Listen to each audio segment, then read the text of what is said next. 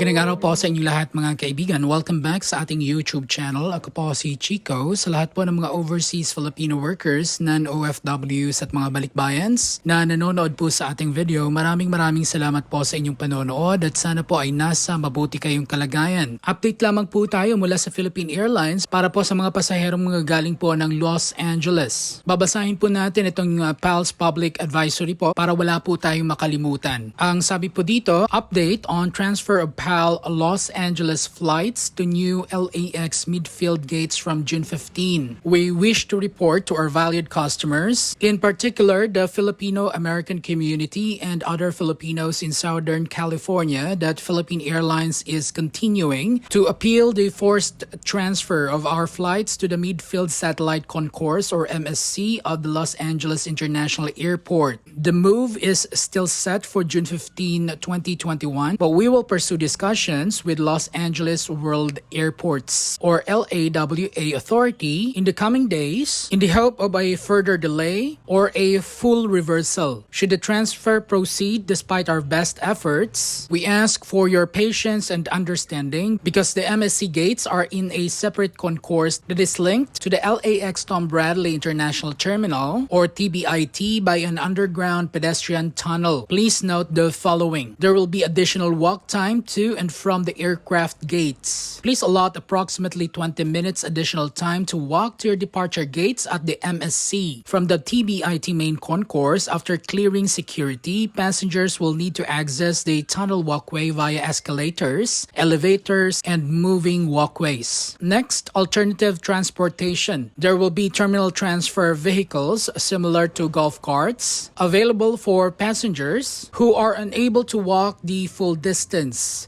accessible via elevators and escalators from the TBIT main concourse. Please allot extra time in case of limited availability of these transfer vehicles. Passengers using wheelchairs will also need to take the elevators. Next, limited shops and services. Please note there are limited shops and food service facilities at the MSC. Please plan on completing your shopping and dining needs at the TBIT main concourse pre-departure area before proceeding to the MSC for boarding. Next, no change in check-in or arrivals location. All departing PAL passengers will check in at the TBIT and all arriving PAL passengers will claim baggage and clear immigrations and customs at the TBIT in the same areas in use today. PAL also added, we sincerely apologize for the inconvenience that the airport's decision may cause you. In addition to our urgent appeal to the airport authority to reconsider the decision to move PAL flights from the TBIT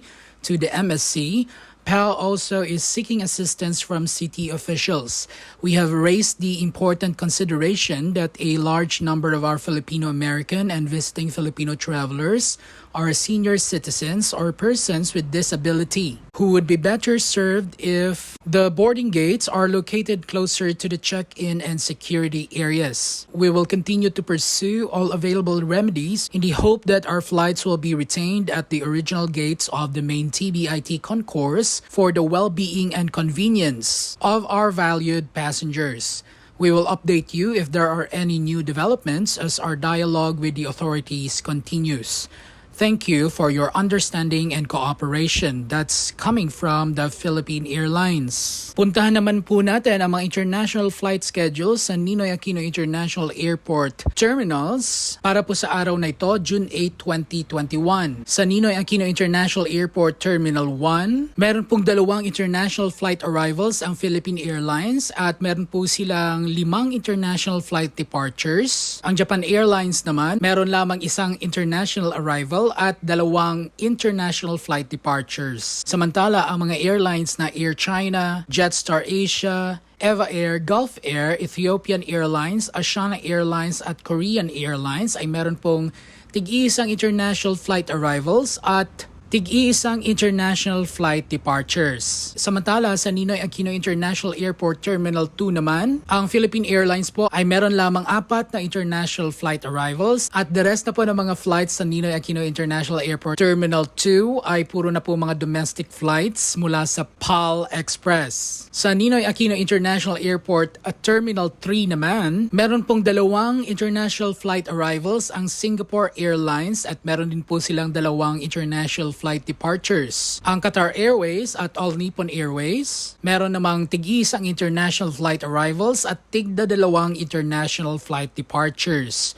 Samantalang ang Cathay Pacific, meron lamang po silang isang international flight arrival at wala po silang international flight departure. Samantala, meron namang tig-iisang international flight arrivals at tig-iisang international flight departures ang Cebu Pacific Air, KLM, Turkish Airlines, Etihad Airways at Emirates Airlines. Samantala sa NAIA Terminal 3 pa rin, dito naman po tayo sa mga domestic flights. Meron pong mga domestic flight arrivals at mga domestic flight departures ang Cebu Pacific Air, Cebgo at AirAsia Philippines. As you can see, yung AirAsia dati wala silang domestic flights, pero ngayon meron silang at least 5 domestic flights, so that's a good sign. We advise everyone that these flight schedules may change at any given time. So in such cases, please contact your airline for confirmation. Samantala, narito naman po ang buong domestic flight schedule sa buong buwan ng Hunyo mula sa Cebu Pacific Air. So yung leisure travel po is now allowed from NCR Plus to MGCQ areas. So yung mga gustong bumiyahe ng Bacolod, Bohol, Butuan, Boracay, Cagayan de Oro, Cauayan, Cebu, Cotabato, Coron at Davao, narito po ang mga flight schedules. At nakalagay din po dito kung gaano kadalas yung mga flights na yon. Kung hindi po ninyo masyadong makita, pwede po ninyong i-pause ang video na ito or pwede po kayong bumisita sa website ng Cebu Pacific. Ito po another schedule pa rin po ito para po sa mga gustong pumunta ng Dipolog, Dumaguete, Jensan, Iloilo, Calibo, Legazpi, Masbate, Naga, Ozamis, Pagadian, Puerto Princesa at Rojas. Ito naman po ang mga flight schedules para sa gustong bumiyahe papunta ng San Jose, Siargao, Surigao, Tacloban, Tuguegarao, Virac, Zamboanga at Tawi-Tawi. Samantala, narito naman po ang mga international flight schedules mula sa Cebu Pacific sa buwan ng Hunyo. Para sa rutang Manila to Dubai, 6 times weekly po yan, Monday, Tuesday, Wednesday, Thursday, Friday, at Sunday starting June 15.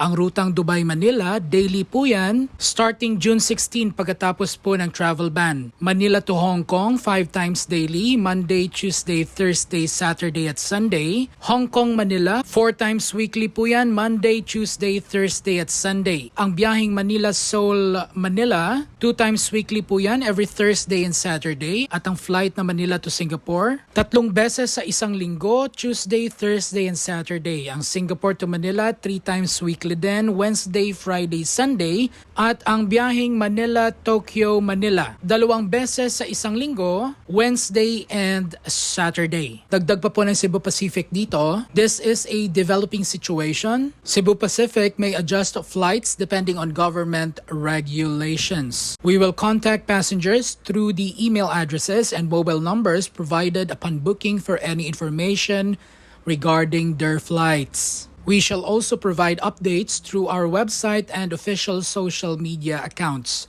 So sa lahat po ng mga nagpabook, lagi po nating sinasabi sa inyo, please check your email, please check your phone para po sa mga updates kasi hindi po natin alam baka nag-email po sa inyo at nakalimutan ninyong makita tapos bigla kayong magulat kung cancel ba or na-rebook ba. So it's better to always check regularly your emails. Okay? Para naman po sa ating mga kababayan mula sa mga pinagbabawalang bansa na makapasok muna sa Pilipinas hanggang June 15 kagaya po ng India, Pakistan, Nepal, Sri Lanka, Bangladesh, Oman at United Arab Emirates para po hindi po kayo ma-confuse. Basahin po natin ang nakapaloob sa IATF resolution. Okay? Kasi it seems to me marami pa rin po ang mga nalilito na mga kababayan po natin galing po sa mga bansang ito kaya marami din po tayong mga kababayan ang na-offload. Hindi pinasakay sa eroplano dahil po hindi po kasama sa repatriation program ang kanilang flight.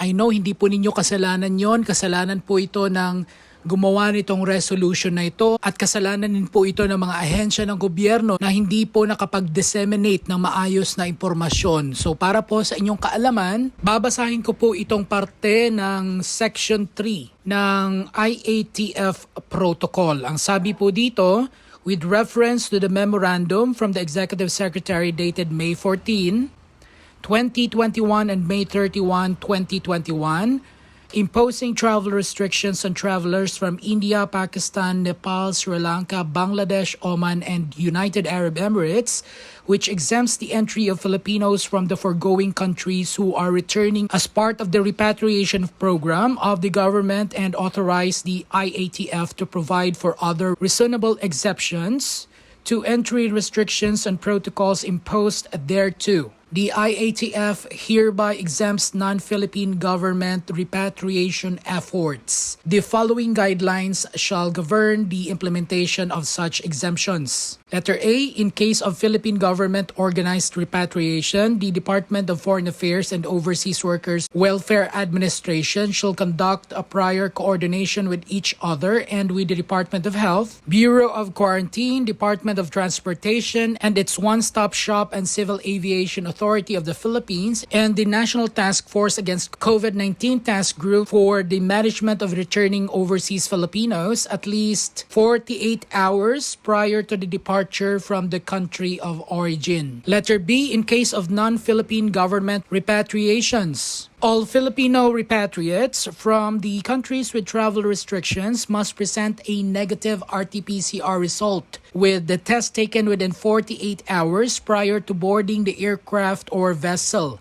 It shall be the responsibility of the airline or shipping line to check on this requirement. For purpose of documentation and monitoring, the copy of the negative RT-PCR result of the repatriate shall be submitted to the Bureau of Quarantine upon arrival in the port of entry in the Philippines.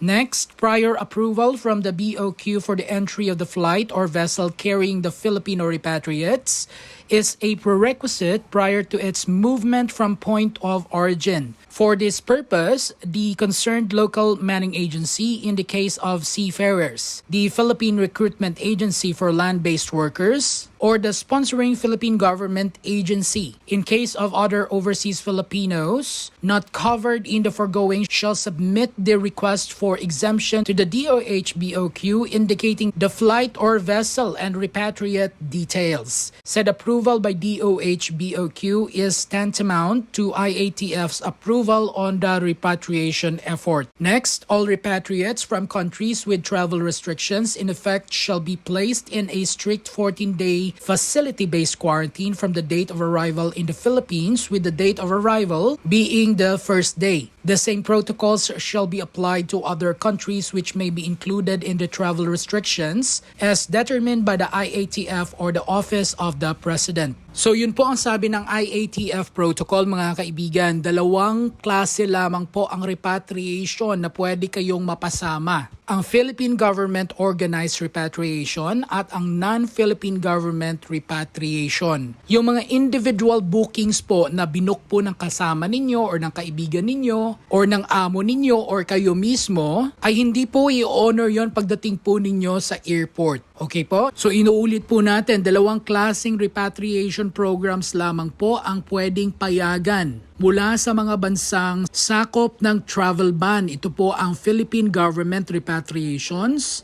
at non-government repatriations. Yung mga individual personal bookings po, hindi po kasama yon. Kaya pwede po talaga kayong ma-offload pagpunta po ninyo ng airport. Pag-uusapan po natin yan sa susunod na video kung ano po ang nangyari sa isa nating kababayan mula Dubai, United Arab Emirates, kung bakit po siya na-offload at kung ano po ang sinabi ng Philippine Consulate sa kanya. Sa susunod po yan na video. Medyo mahaba na po kasi itong video natin ngayon, so sa susunod po yan, okay? So hanggang dito na lamang po siguro ang ating video. Sana po ay nakatulong po ito sa inyo. Sa iba pa po ninyong katanungan, wag po kayong mahihiyang magtanong sa comments box section at susubukan ko pong sagutin ang inyong mga tanong. Huwag din po ninyong kalimutang i-like at i-share ang video na ito at mag-subscribe sa ating YouTube channel at i-hit ang bell notification para ma-notify po kayo sa mga videos kagaya po nito na lagi po nating ina-upload. I will see you guys in my next video. Spread love and not hate everyone. Love one another and stay safe. Bye!